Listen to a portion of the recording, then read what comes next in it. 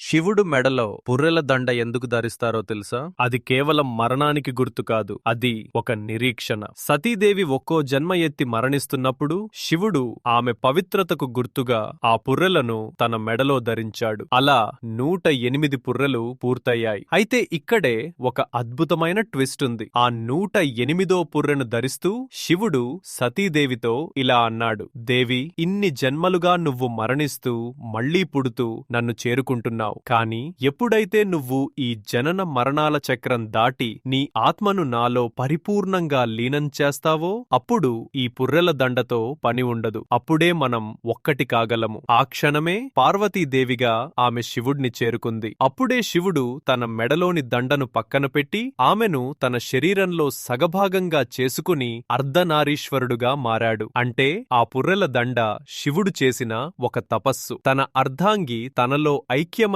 వరకు చేసిన ఒక నిరీక్షణ.